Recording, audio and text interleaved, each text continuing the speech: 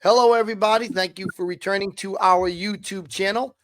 So remember, I'm Brian, your host. My co-host is Matthew Creedican, former Navy SEAL, and we belong to an organization called Technology United for Ukraine.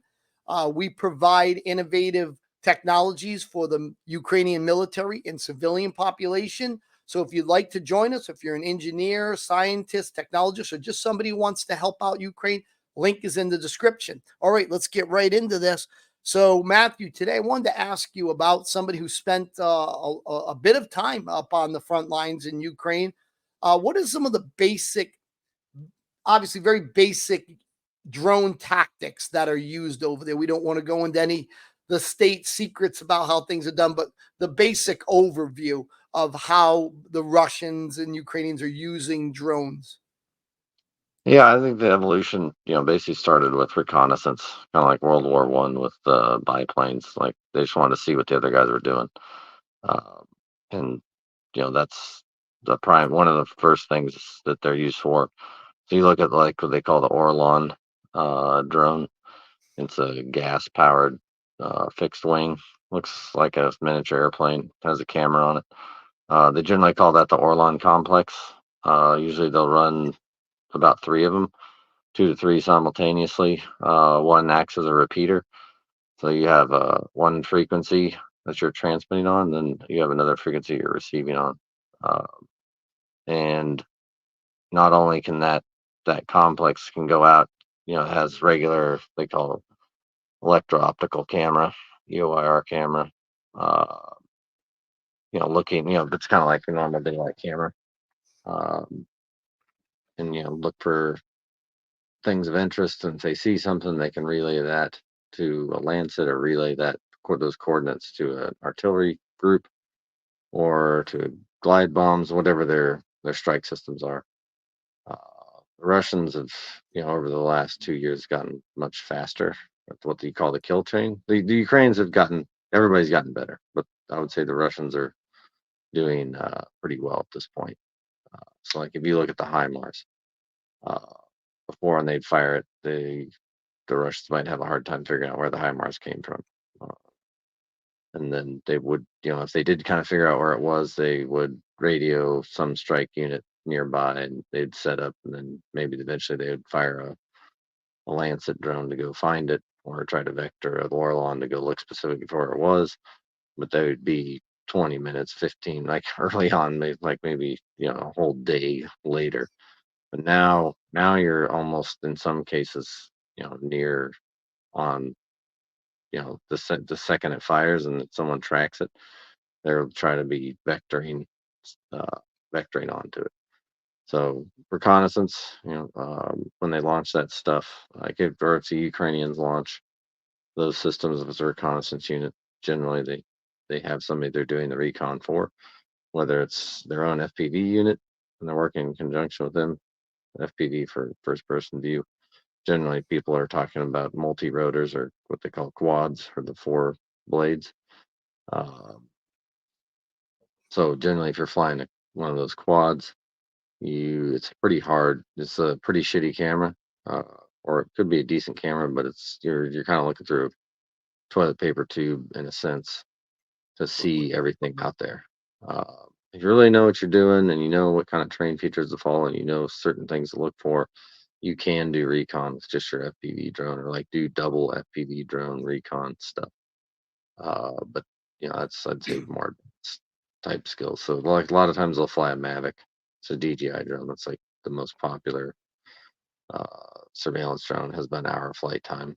That I think has to be flashed and the GPS and all that stuff suppressed because as a commercial system, it'll basically give away its position for relatively easy. It's easy. It's basically relatively. It's not even encrypted. You just have to know how to demodulate it, and you'll know all the data.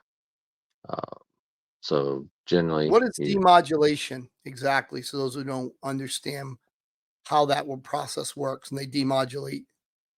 it's like I guess an easy way to put it's like if you are familiar with Morse code, like if you have like some type of way of understanding uh, the way a signal's transmitted, you're just understanding the way that that's sent. So say you and I decide to just make a code up. So I flash a green light twice, and that means go. And I flash a red light once, or I flash a green light 3 times, that means stop. Like, so knowing, you know, the rate of how that flashes and how many times, uh, then I can demodulate that signal, and it basically has meaning. I can basically decode the signal, but it's not. Uh, it's just a scheme you have for understanding a signal.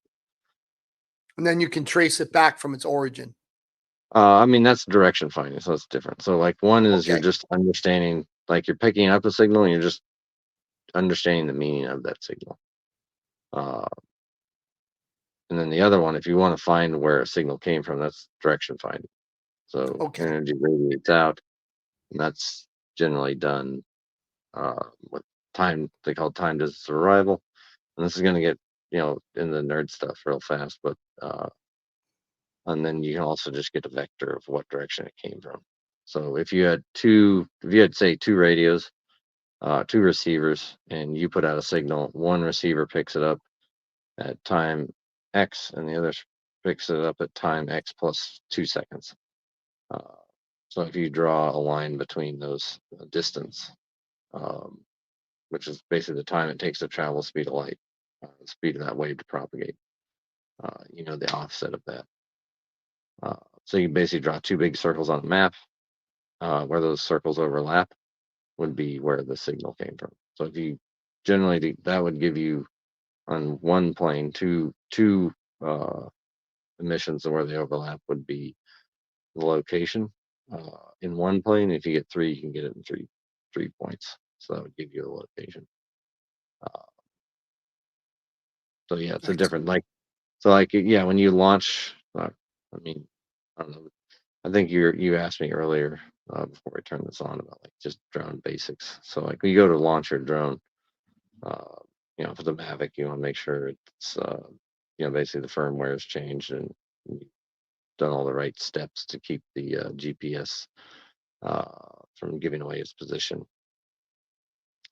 And then you if you when you synchronize and launch, you want to make sure that the radio is like if you're in a uh, area where the Russians might be listening, you want to make sure the radio synchronization and other protocols of the radio are somewhat suppressed. Like you don't want to just blast them out into the ether. It's like that Orlon complex I told you about earlier.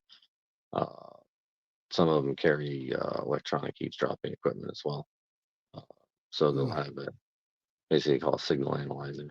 So they look at the signal, and there'll be certain codes of like how that drone wants to connect to another controller, uh, and that's generally indicated that's where you launch the thing from.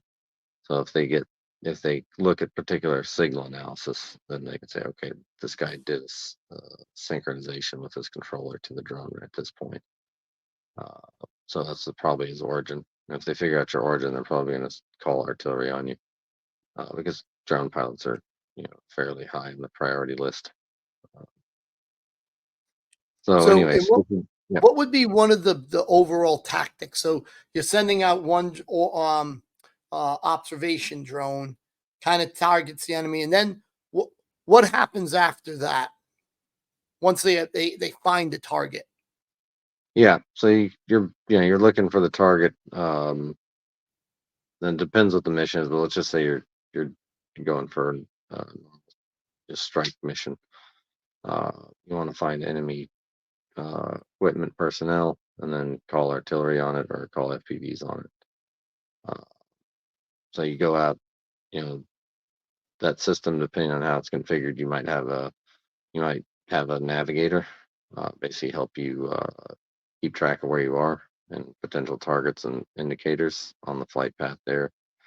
If you locate a target, you should have already done like a pre liaison with whoever your strike units will be. If you're operating out there all the time, you might know who they all are. If you just arrive, you might need to go, uh, understand what the strike capabilities are in that area and deconflict that they don't shoot your stuff down when you're flying it, which doesn't always happen. Uh, And then when you do find the target, then you know the correct system to call onto it. So if it's within a certain range, you might want to use a 120 mortar versus a 777 155 just to save ammunition. Um, or you might call an FPV on it, depending on the. And they have some units. Like there's an acronym called Intelligence, Surveillance, Targeting, and Recognition called ISTAR, and that's basically the procedure you go through to identify and target and uh, presumably destroy or track your like enemy assets. And you might load that targeting data up into like a battle management system, so like the larger forces can recognize it and either keep track of enemy units or bring HIMARS or other larger scale strike systems to bear, or it might be passed on to other mission planning purposes where that stuff's stored. Yeah, so All right. Well, interesting stuff again, Matthew. Appreciate your input on that. I know a bit more about how those drones work. And everybody, thank you for visiting our channel again. More to come. Stay tuned. And remember, join Technology United for Ukraine. Links in the description.